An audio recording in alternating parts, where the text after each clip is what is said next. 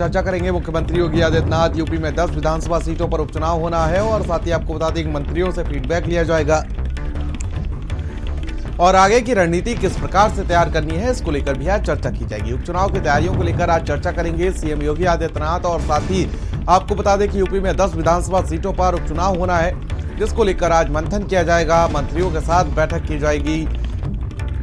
फिलहाल यूपी सरकार ने 16 से अधिक मंत्रियों को इस उपचुनाव को लेकर तैनात कर दिया है, उपचुनाव को लेकर तैयारियों में लगा दिया है। लेकिन देखिए आज मंत्रियों के साथ बैठक की जाएगी और साथ ही साथ आज प्रत्याशियों के चयन को लेकर भी चर्चा की जा सकती है कि आखिर किस तरीके से दमदारी के साथ चुनाव लड़ना है, उसको लेकर भी चर्चा आज इस बैठक में की जा सकती है।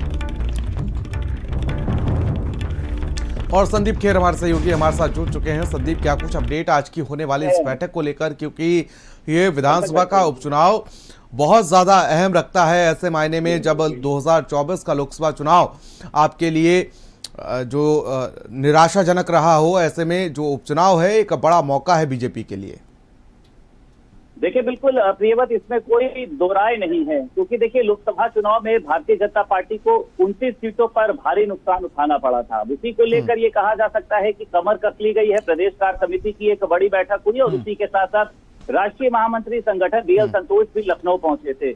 आज देखिए उस चुनाव को लेकर उत्तर प्रदेश के मुख्यमंत्री योगी आदित्यनाथ तमाम प्रभारी मंत्रियों के साथ एक बड़ी बैठक करने जा रहे हैं, जहां पर 10 सीटों पर उनको प्रभारी मंत्री की जिम्मेदारी दी गई थी, जिसमें चाहे वो जेपीएस राठौर हो, नितिन अग्रवाल हो, सुरेश खन्ना हो, जयवीर सिंह हो, तमाम ऐसे मंत्रियों की फहरिस्त जो है वो शामिल है। उनसे रिपोर्ट ली जा रही है कि आप लोग वहां पर पहुंचे थे, किस तरीके के समीकरण सामने आ रहे हैं, क्या अभी भी किसी तरीके से जनता की नाराजगी, संविधान, आरक्षण या क्या ऐसे मुद्दे जो है वो सामने निकल कर आ रहे हैं। कार्यकर्ताओं की कोई शिकायत तो नहीं है, क्योंकि जिसको प्रत्याशी बनाया जाना है, अभी नाम तो बनाया जाना है, अभी नाम तो घोषित नहीं हुए, लेकिन अंदरूनी तौर पर यह भी देखा जा रहा है कि अगर हम किसी को प्रत्याशी बनाते हैं तो उसका जो फीडबैक है वो किस तरीके से सामने निकल कर आएगा।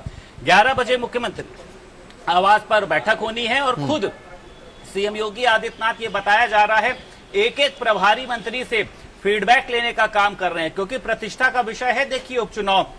और ये बताया जा रहा है कि ये उपचुनाव जो है कई लोगों के पद को भी तय करेगा। बड़ा जो एक आंशिक बदलाव है वो भी देखा जा रहा है कि हो सकता है अगर भारतीय जनता पार्टी के जो ये कहा जा सकता है कि अनुरूप सीटें नहीं आती हैं। 5 सीटों पर भारतीय जनता पार्टी है, 5 सीटों पर विपक्ष है, लेकिन चुनौती बहुत बड़ी है। चाहे मिल्कीपुर की बात करें, करहल की बात करें और उसी के साथ साथ सीसामऊ की बात करें, जहां से इरफान सोलंकी की देखिए सदस्यता रद्द हुई थी तो वो सीट खाली हुई थी।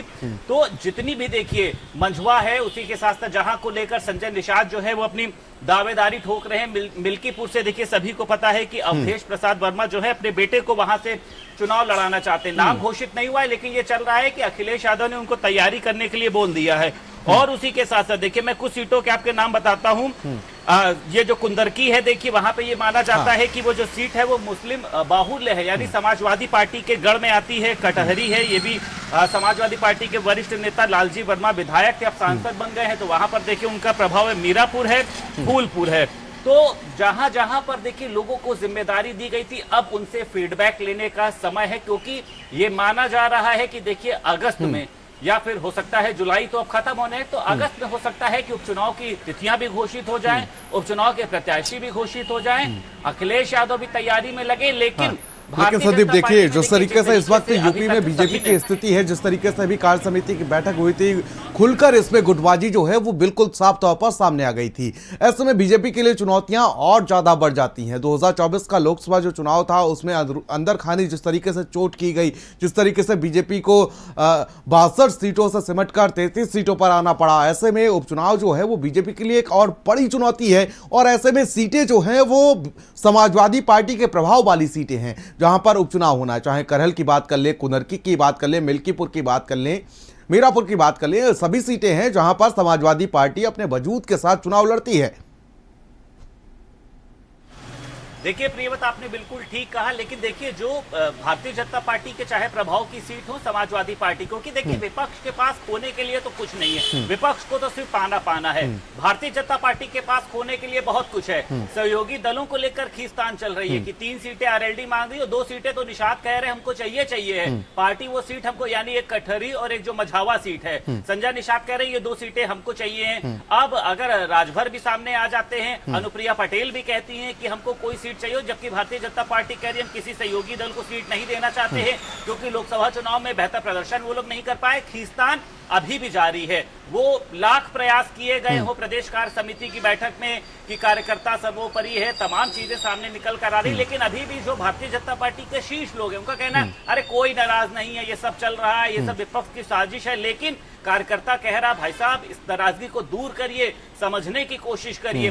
तो भारतीय जनता पार्टी के लिए यकीन मानिए ये फाइनल है। अगर इसमें भारतीय जनता पार्टी का प्रदर्शन खराब रहता है, हाँ। कईयों की भूमिका जो है वो दायरे में आ जाएगी, कईयों की प्रतिष्ठा पर सवाल उठेंगे, चाहे यूपी लेवल के नेता हो, चाहे अगर हम बाहर की बात करें तो कई बड़े शहरों की ये कहा जा सकता है कि उनके लिए भी एक एग्जाम जैसा है कि आपको अगर हमने वहां का प्रभारी बनाया या आपको हमने पूरी जो जिम्मेदारी दी हमने आपको, उसको आपने किस तरीके से निभाया। लोकसभा चुनाव में सबने कह दिया भीतरघात, संविधान, आरक्षण, प्रत्याशी, उपचुनाव में किस तरीके का मौका दिया जाएगा, क्योंकि देखिए अभी भारतीय जनता पार्टी तो ये भी क्लियर कर रही है कि हमको किन एजेंडों को लेकर सामने जाना है। अभी भारतीय जनता पार्टी के पास ऐसे कोई बड़े एजेंडे देखिए नहीं है, ना ही वो अखिलेश यादव के खिलाफ है, ना ही वो राहुल गांधी के खिलाफ है, ना ही वो मायावती के खिलाफ है। तो भारतीय जनता पार्टी कौन सा एजेंडा लेकर जाएगी, क्योंकि बाकी सभी तो एजेंडे पीछे रह गए कि अखिलेश यादव जो है वो राम मंदिर नहीं गए थे, या फिर राहुल गांधी जो है वो जिस तरीके से खटाखट या इस तरीके की बयानबाजी सामने आ रही थी। तो अभी तो एजेंडे ही तैयार किए जा रहे हैं कि क्या एजेंडे लेकर हमको लोगों के बीच में जाना है, उनको हम कैसे बताएंगे कि अगर हमारे प्रत्याशी जीतते बिल्कुल हैं संदीप, तो और आपके जिस लिए तरीके से भी तो 7 बहुत राज्यों पर बड़ी 13 सीटों पर जो उपचुनाव हुए थे उसमें जिस तरीके से बीजेपी का